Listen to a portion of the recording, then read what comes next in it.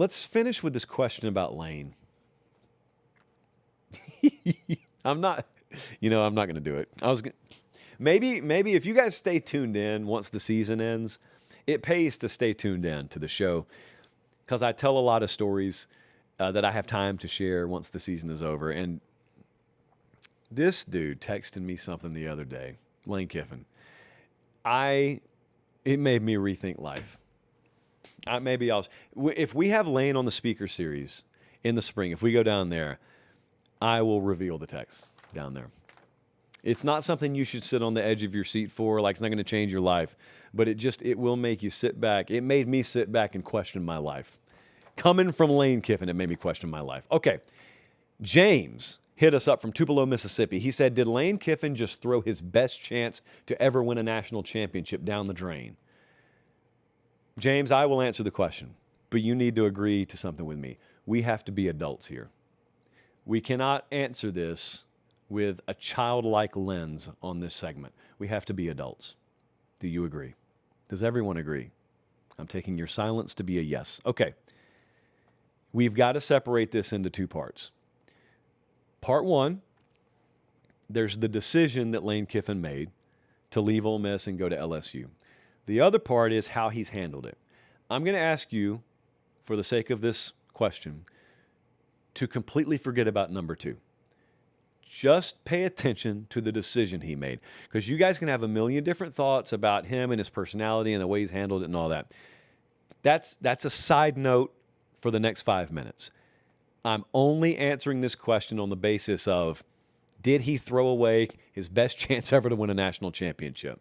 And my answer is, it's impossible to know this. How can anyone know what's coming? Look, respectfully, James, maybe you predicted all this to happen. All I know is I got the question from you today or yesterday, whenever you sent it in. Even your question is coming to me after Ole Miss beat Georgia. But see, when Lane left, he had no way of knowing how the Sugar Bowl game was going to go. Again, don't pay attention to the way he's handled it. We agreed to that. Just that he left. That's all we're focused on. So yes, of course, statistically now, his Ole Miss team is in the semifinal, and it's really hard to get this deep in the playoff. So maybe if he was the head coach and they were in the semifinals, maybe this ends up being his best shot at a title. There was no way to know that was going to happen.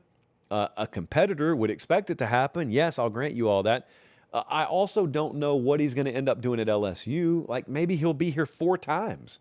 Maybe he'll be here no times. I don't know. And the third part of that is, how am I supposed to know what the landscape of college football is going to do? It could be that 5 years down the road, there's no difference in LSU and any of these places. Like, I will entertain this, James. That's the road I could see this going down. I am granting, before I even utter these sentences that are about to come out of my mouth, that it's impossible to know. But if you want me to go glass half empty, or if you want me to go like, let's go glass 3/4 of the way empty on the Lane Kiffin move. He goes from Ole Miss to LSU. Yes, I will grant you, there is a world where the playing field in college football just levels and levels and levels to where a couple of more years down the road, there's no tangible difference between LSU and Ole Miss. There's really no difference between Indiana and Ohio State. Everything that used to be an edge in college football has been wiped out. Everyone's working with the same resources. Everyone's working on the same rev share blueprint. And in the aggregate, all that you have at LSU that you don't have at an Ole Miss, all that you have at Ohio State that you don't have at Indiana is way, way, way higher expectations and way, way more pressure. And in that world, believe it or not, it would be bizarre, you would actually be at an LSU to your detriment relative to being at Ole Miss. It would be more desirable to be at Indiana than Ohio State. It would be more desirable to be at Washington than USC. Hey guys, do me one favor. Check and see if you're subscribed to the channel. If you are, great. If you're not, it's that easy. It's free. It doesn't cost you anything. It doesn't sign you up for anything. It just helps us do the show this way forever. All right, back to the clip. Because if everything's equal, you want to be at the places where your quality of life's better. If everything's equal, you want to be at the places where they don't have sky-high expectations based on a long ago era and a generation and a form of college football that is no more.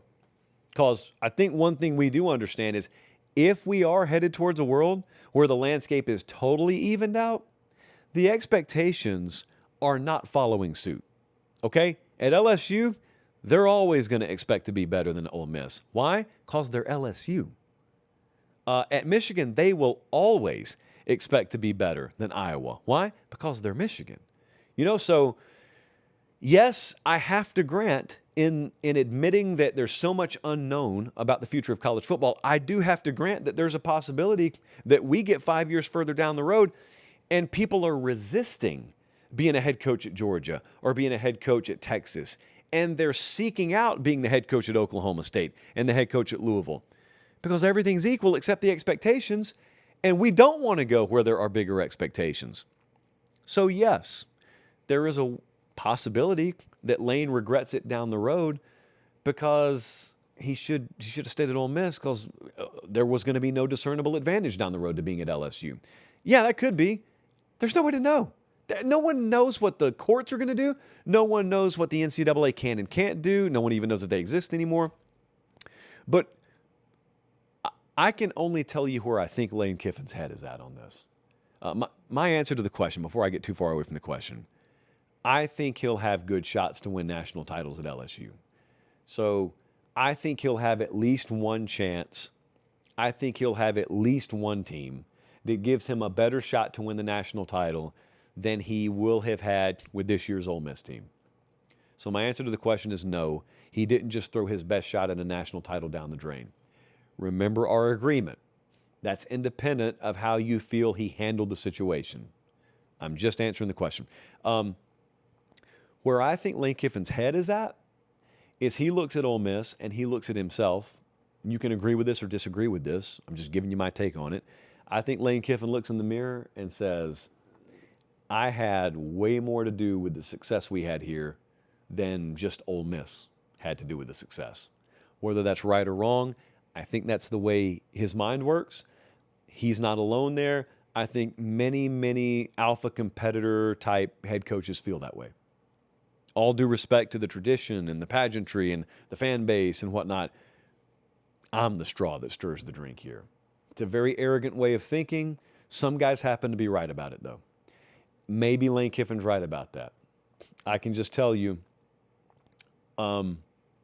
it's going to be, from an outsider's perspective, very entertaining to watch. From the perspective of the players and the coaches that have been caught up in it, it's a joke that this is even a situation. And it's no one person's blame, like just Howard Jones mode, no one is to blame. Well, many people are to blame. Like I saw someone earlier today, I can't remember who it was, they were asking, hey, why doesn't Greg Sankey step in and make it impossible for Lane to give an ultimatum to coaches following him from Ole Miss? Because they're adults. They're making decisions. Like I don't really know that that's where the commissioner of the league would step in. So, million issues right now in college football.